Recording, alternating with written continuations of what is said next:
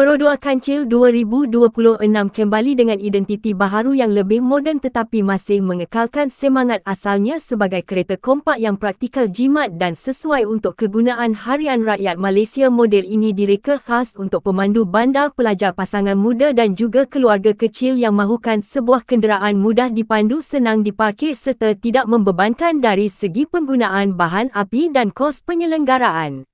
Dari segi reka, bentuk luaran Perodua Kancil 2026 tampil jauh lebih segar dengan imej yang lebih moden dan menarik. Bahagian hadapan menampilkan lampu LED yang lebih tajam serta grill baharu yang ringkas tetapi kemas. Rekaan bumper hadapan juga kelihatan lebih sporty manakala garis badan di sisi dibentuk dengan lebih aerodinamik supaya kereta ini nampak lebih stabil dan bergaya. Walaupun bersaiz kompak, saiz badan yang kecil masih menjadi kelebihan utama Kancil kerana ia sangat sesuai untuk pemanduan dalam bandar yang sibuk dan memudahkan urusan parkir di ruang sempit.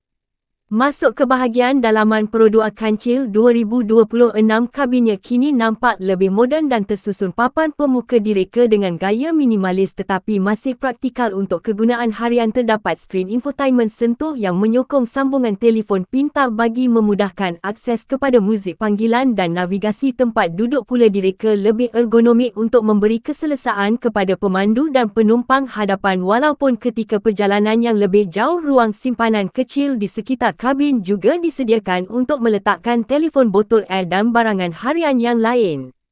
Dari segi prestasi, Perodua Kancil 2026 dijangka menggunakan enjin kecil yang sangat cekap bahan api tetapi masih mampu memberikan kuasa yang mencukupi untuk pemanduan harian di bandar. Enjin ini dipadankan dengan transmisi automatik moden yang memberikan pemanduan lebih lancar terutamanya ketika berdepan kesesakan lalu lintas. Selain itu, talaan suspensi yang lebih baik membantu menjadikan perjalanan lebih selesa dan stabil berbanding model kompak lama. Steering yang ringan juga menjadikan kereta ini mudah dikendalikan oleh pemandu baharu dan sesuai sebagai kereta pertama.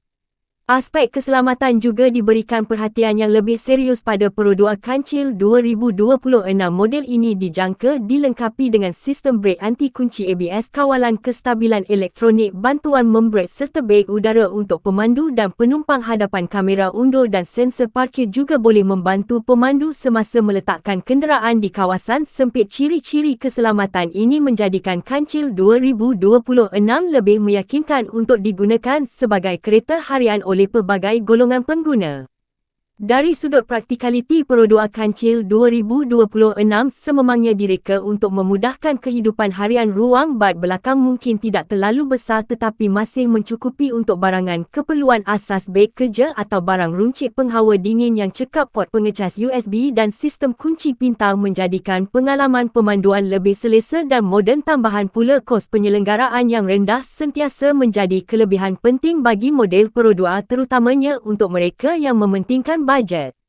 Secara keseluruhan, Perodua Kancil 2026 dilihat sebagai sebuah kereta kompak yang membawa gabungan nostalgia, reka bentuk moden, penjimatan bahan api serta ciri keselamatan yang lebih baik untuk keperluan pengguna masa kini. Adakah Perodua Kancil 2026 ini mampu mengulangi kejayaan Kancil lama sebagai kereta rakyat paling popular di Malaysia? Kalau anda suka video seperti ini, jangan lupa tekan like dan subscribe untuk lebih banyak lagi video otomotif terbaru selepas ini.